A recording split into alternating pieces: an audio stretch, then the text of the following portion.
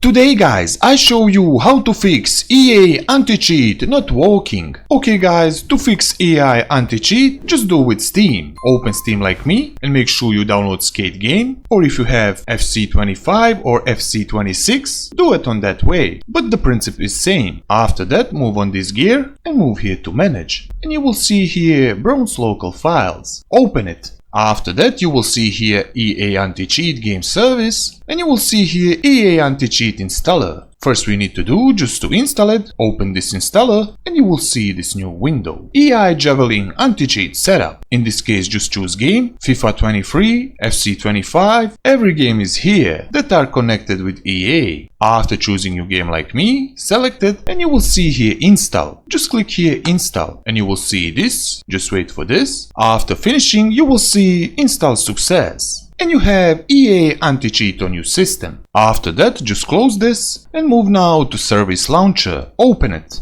Just do this update and wait for this.